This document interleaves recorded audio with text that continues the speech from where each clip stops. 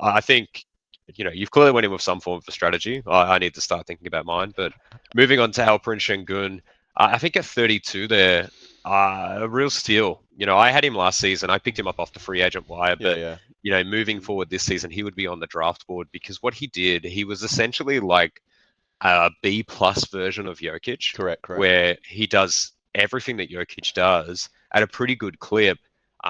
Just not enough to elevate him up into the Jokic tier, I but obviously Jokic is one of I one. didn't realize he's not a great free throw shooter though. I think he shoots about 70% at the line, which is not great. Probably doesn't help your But it's free throw not bad shot. enough to be deterred either. Like, let's be honest, LeBron also shoots about 78% from the free throw line. So 78 is still a huge leap compared to 70. Let's be clear.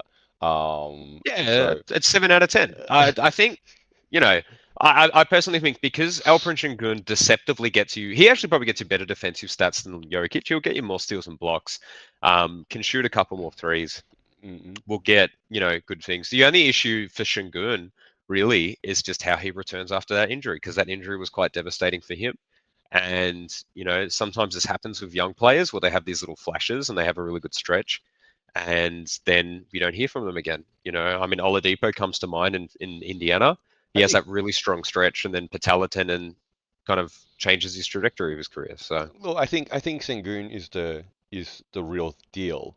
Maybe the bigger question here is, will he continue to evolve his game to one day be in the conversation like a Jokic, like potential MVP candidate, top five sort of option in the league for the Rockets, assuming he's still there, I'd imagine. Um, or his game sort of just plateaus off. Maybe he's still 20 and 10 every night, like maybe Vucevic.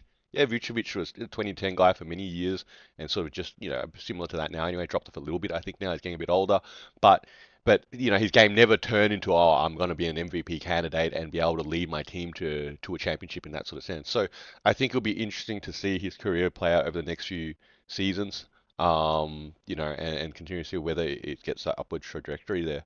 Um, I, well, yeah. Houston's got to figure out what they're doing with him and Jalen Green, right? Because they're in a bit of a weird spot where they had some success with the team structure around Şengün, and then he gets injured, and then Jalen Green gets activated, and they even Mm. kind of elevated themselves further. So there's a bit of teething for the team to figure out, can they go forward with both those pieces? Is one piece better than the other piece? Because they did a lot of roster adjustments and coaching changes in that season that you can't get too caught up in a 20 to 30 game sample because everyone was figuring everything out. So there was so many moving parts for Houston last season. It's kind of hard to figure out their true identity. And are they going to go with Jalen Green as the focal point, Şengün as the focal point? And that's where that draft pick for you, I guess it has high risk, high reward sort of scenario.